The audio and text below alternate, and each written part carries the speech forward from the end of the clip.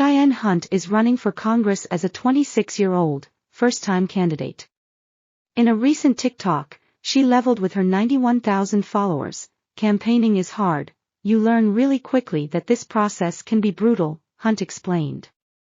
People will not hesitate to kick you when you're down, but that's not the point of her video. Instead, it was to showcase a new milestone, her first campaign banner, hanging up in her office. Our tiny little office has its first piece of decor, she added. It just feels really real. Before choosing to run for Congress, Hunt built up a healthy following on TikTok, breaking down current events and political issues or spotlighting her career as a progressive attorney.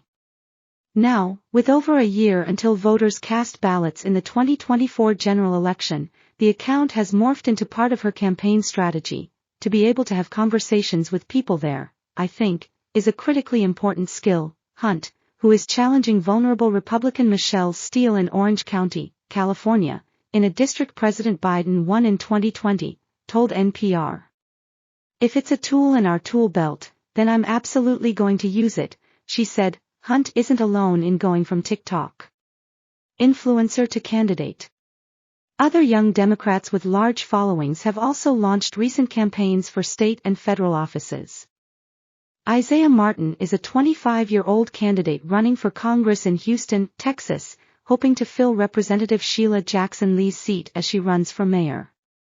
Martin, who previously interned for Lee, has over 98,000 followers. Avery Bishop, a 27-year-old former Miss Texas, is vying for a seat in Texas State House.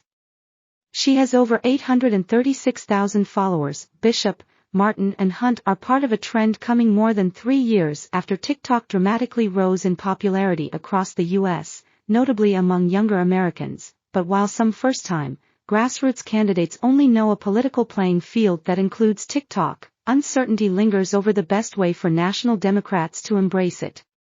Especially when the vast majority of the party isn't on the platform, plus, as potential national security concerns remain over the Chinese company ByteDance, which owns TikTok, an official presence from the White House is missing. The app is banned on government devices. And as President Biden runs for re-election, his campaign is mirroring his administration in staying away, strategy from the top, though with TikTok remaining in the mainstream and becoming an essential part of some new candidates' 2024 playbook, incumbent Democrats are looking for workarounds as they engage with voters online, especially among millennial and Gen Z voters who will make up nearly half the electorate next year.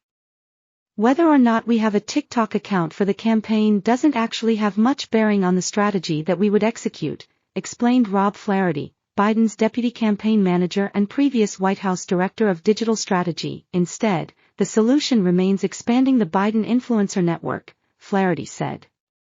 If you could tell me I had a choice between an account that was producing owned content or 100 accounts that were people saying good things about Joe Biden on TikTok, he said, I would take 100 people saying good things about Joe Biden on TikTok 1,000,000 times out of 1,000,000. Throughout Biden's first term, the White House has met with young influencers and content creators who have sizable followings on social media platforms, including TikTok, Instagram and YouTube, holding briefings and inviting creators to events that promote policy wins. Now, the re-election campaign plans to build upon that approach and its reach in 2020 with influencers increasing. Work with nationally known figures and more regional and local accounts. That updated strategy comes after noticeable changes to the president's social media presence over the past year, and Flaherty can admit that TikTok's cultural influence plays a role in that. You don't want to seem like we are trying too hard to co-opt youth culture, right? Flaherty said.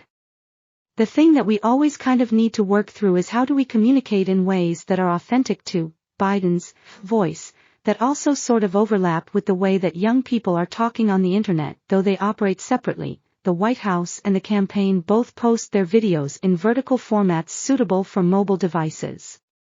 When Biden first announced his re-election campaign, the video was released in vertical format on Instagram and X, the website formerly known as Twitter.